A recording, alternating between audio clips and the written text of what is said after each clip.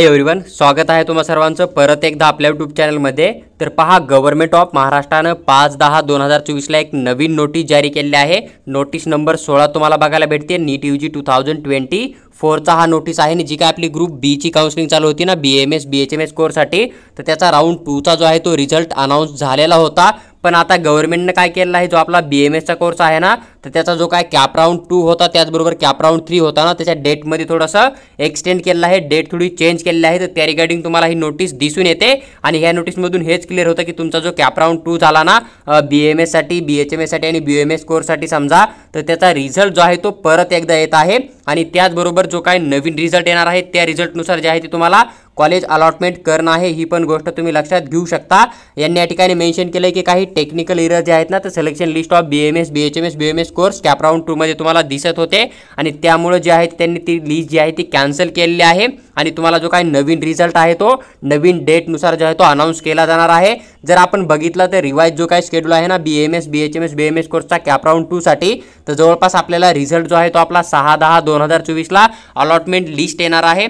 त्याचबरोबर जर आपल्याला सीट अलॉटमेंट झालं तर आपल्याला जी काय डेट ऑफ जॉईनिंग आहे ना, ती लगभग 7/10/2024 ते 10/10/2024 संध्याकाळी 6 वाजेपर्यंत आपण कॉलेजला जाऊन ॲडमिशन करू शकतो। आणि लास्ट डेट जी आहे ना, ती आपल्याला BAMS BHMS कॉलेज सोडायची कॅप राऊंड 2 साठी, तर जवळपास 13/10/2024 जी आहे ती आपल्याला तारीख या ठिकाणी दिसत आहे। ही पण गोष्ट तुम्ही लक्षात घेऊ शकता। तर आपला जो काय सेकंड राऊंडचा डेट आहे तो डेट आता आपला चेंज झालेला आहे। आपला जो रिझल्ट आलेला होता तो रिझल्ट आपल्या काहीही कामाचा नाही आहे, ही गोष्ट तुम्ही लक्षात घ्या। तुम्हाला 6/10/2024 ला जे आहे ते नवीन रिझल्ट येणार आहे BAMS BHMS आणि BMS कोर्ससाठी कॅप राऊंड 2 चा।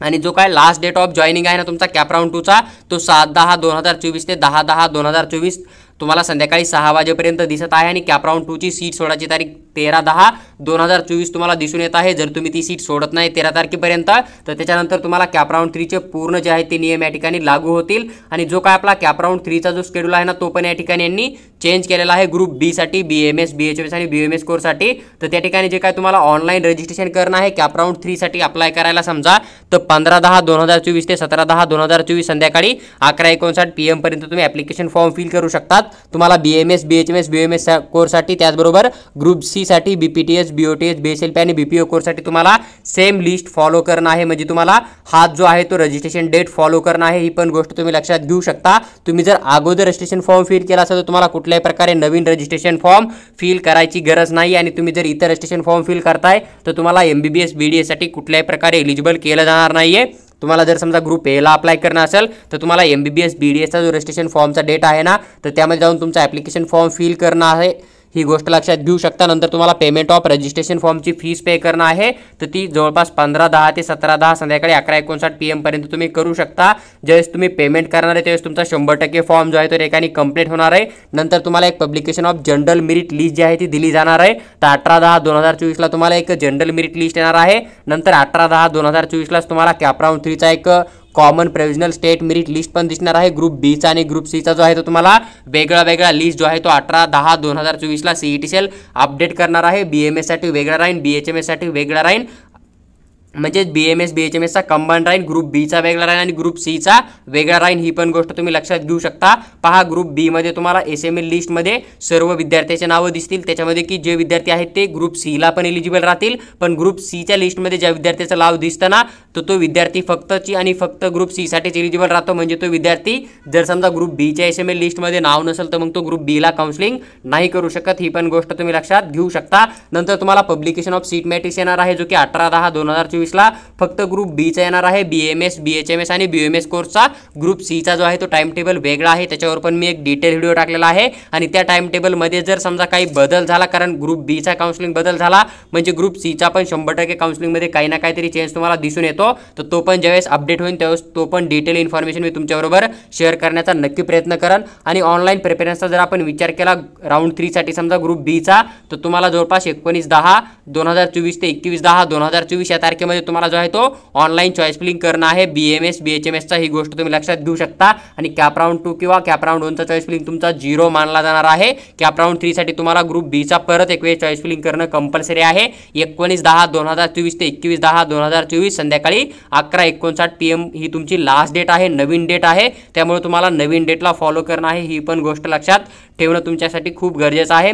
त्यानंतर कॅप राऊंड 3चा जो रिझल्ट आहे तो तुम्हाला जवळपास 23/10/2024ला तुम्हाला कॅप राऊंड 3ची सिलेक्शन लिस्ट येणार आहे ग्रुप बी ची। जर तुम्हाला तिथे अलॉटमेंट झालं तर तुम्ही 24/10/2024 ते 28/10/2024 पर्यंत संध्याकाळी 5:30 वाजेपर्यंत जे आहे ते तुम्ही फिजिकल जॉईनिंग करू शकता। ओरिजिनल डॉक्युमेंट प्लस जी काय कॉलेजची फीस राहील ना ती तुम्ही डीडी किंवा चेकच्या फॉर्ममध्ये घेऊन कॉलेज जॉईन करून त्या ठिकाणी तुमचा रिटेन्शन फॉर्म फिल करून तुमची डिग्री कंटिन्यू करू शकता तुम्ही, किंवा मग तुमची डिग्री जी आहे ती तिथं कॅन्सल करून ॲडमिशन न करता तुम्ही फ्री एक्झिट घेऊन ड्रॉप करून नेक्स्ट इयर पण काउन्सिलिंगमध्ये बिलकुल पार्टिसिपेट करू शकता। आणि तुम्हाला जी काय 2024ची सीट सोडायची डेट आहे ना तर ती 28/10/2024 आहे संध्याकाळी 5:30 वाजेपर्यंत। जर तुम्ही राऊंड 1 राऊंड 2 मध्ये रिटेन्शन फॉर्म फिल केला असेल, कॉलेज जॉईन केला असेल किंवा राऊंड 2 मध्ये तुम्ही कॉलेज जॉईन करणार आहे तर तुम्हाला लास्ट डेट जी आहे ती 2024ची सोडण्याची BMSला किंवा BHMS किंवा BMSला ग्रुप बी साठी ती 28/10/2024 संध्याकाळी 5:30 वाजेपर्यंत दिसत आहे। जर तुम्ही ह्या डेटच्या नंतर जर ॲडमिशन कॅन्सल करणार आहे तर तुम्हाला जी काय ब्राउचरमध्ये पेनल्टी मेन्शन आहे ना ग्रुप बी साठी तर ती पूर्ण पेनल्टी चार्ज पे करावी लागणार आहे, त्याशिवाय तुमचं ॲडमिशन कॅन्सल होणार नाही आहे। ही गोष्ट तुम्ही लक्षात घेऊ शकता। नंतर त्यांनी खाली काहीतरी इन्फॉर्मेशन मेन्शन केला आहे नोटमध्ये की जे काय स्टुडंट राहतील समजा तर ब्राउचरमध्ये जे काय रूल मेन्शन आहेत ना एलिजिबिलिटीसाठी तर ते प्रत्येक रूल प्रत्येक राऊंडचे तुम्हाला एज इट इज फॉलो करणं आहे। आणि ब्राउचरमध्ये थर्ड राऊंडचे काय रूल आहेत त्यावर पण मी तुम्हाला एक डिटेल व्हिडिओ शेअर करण्याचा नक्की प्रयत्न करेल। राऊंड 1 राऊंड 2चा मी अपडेट केला आहे तर तुम्ही तो चॅनलच्या प्लेलिस्टमध्ये जाऊन चेक करू शकता। सेकंड पॉईंट यांनी हाच मेन्शन केला की जो काय रिटेन्शन फॉर्म फिल करणं आहे ना तो विद्यार्थ्याची चॉईस आहे, पण तुम्ही जर एक वेळेस रिटेन्शन फॉर्म फिल करणार आहे आणि 28 तारखेच्या नंतर ॲडमिशन कॅन्सल करायला जाणार आहे तर तुम्हाला जे आहे ते पूर्ण पेनल्टी चार्ज जो काय ब्राउचरमध्ये मेन्शन आहे CET सेलचा तो पूर्णच्या पूर्ण पे करणं पडेल। त्यामुळे तुम्ही रिटेन्शन फॉर्म फिल करताय त्यावेळेस तुम्ही थोडा विचार करून रिटेन्शन फॉर्म फिल करा। जर तुम्ही रिटेन्शन फॉर्म फिल केला एक वेळेस तर तुमचा बॅग घेतला जात नाहीये, ही पण गोष्ट तुम्ही लक्षात घेऊ शकता। आणि तुम्हाला जी काय सीट सोडायची तारीख आहे ती 28/10/2024 आहे।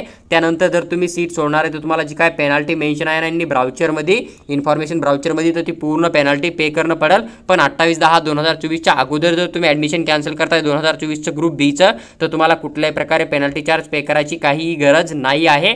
एलिजिबिलिटी कॅप राऊंड 3 साठी जर बघितलं आपण BMS BHMS BMS कोर्ससाठी तर पहा कोणते विद्यार्थी एलिजिबल राहणार नाही कॅप राऊंड 3 साठी तर जे विद्यार्थी candidates who have join seat up to round 2 and fill status retention form, म्हणजे तुम्हाला राऊंड 1 प्लस राऊंड 2ला जर कॉलेज भेटला असेल आणि तुम्ही रिटेन्शन फॉर्म जर फिल केला असेल तर तुम्ही कुठल्याही प्रकारे जे आहे ते थर्ड राऊंडसाठी एलिजिबल राहत नाहीये। त्याचबरोबर candidates who have join seat round 1 round 2 end allotted seat in round 3 for all India quota, मतलब यही कि राउंड जो अपना AA-CCC के थ्रू काउंसलिंग हो रहा था ना वहाँ से अगर आपको राउंड 1 प्लस राउंड 2 के अंदर सीट अलॉटमेंट हुआ तो देन वो बच्चे यहाँ पर राउंड 3 के लिए पार्टिसिपेट नहीं कर सकते। इस बात का आपको थोड़ा सा ध्यान रखना पड़ेगा और बाकी जो रूल्स है ना वो एज इट इज फॉलो किया जाएगा जो कि आपका ब्राउचर के अंदर मेंशन होता है। तो कोई बहुत बड़ा पॉइंट इन्होंने यहाँ पर मेंशन किया है ना, तो इन्होंने यहाँ पर यही बात मेंशन किया है कि अगर आपको राउंड 1 प्लस राउंड 2 के अंदर कोई कॉलेज अलॉटमेंट हो गया था, आपने वहाँ से राउंड 2 में फ्री एग्जिट कर लिया, कॉलेज ज्वाइन नहीं किया है या फिर कोई भी इन्फॉर्मेशन की वजह से मतलब आपने डॉक्यूमेंट रॉन्ग इन्फॉर्मेशन दे के रखा, फीस पेमेंट नहीं कर पाए थे प्राइवेट BMS का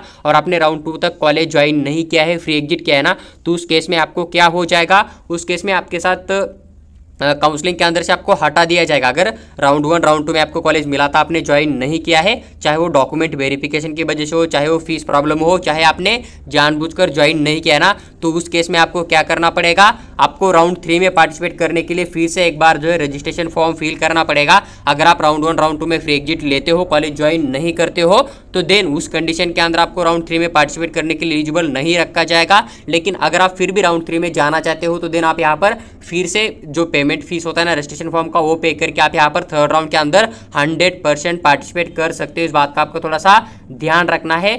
तो यही यहाँ पर इन्होंने पॉइंट मेंशन किया। तो देखो जो न्यू टाइम टेबल रिलीज किया है इन्होंने BMS BHMS का, तो उसका पूरा डिटेल इन्फॉर्मेशन मैंने आपके साथ शेयर किया है। अगर आपको वीडियो अच्छी लगती हो तो लाइक कीजिए और चैनल को सब्सक्राइब करके हमारे साथ बने रहिएगा। और साथ ही साथ आपको हमारा अगर पेड काउंसलिंग ज्वाइन करना है, फिर पर्सनल गाइड की रिक्वायरमेंट है ना, तो आप हमारा चैनल सब्सक्राइब करके हमारे साथ बने रहिएगा। साथ ही साथ हमारे व्हाट्सएप के ऊपर आप मैसेज डाल दीजिएगा, वहाँ पर हम आपको पेड काउंसलिंग के रिगार्डिंग पूरी की पूरी इन्फॉर्मेशन 100% शेयर करेंगे।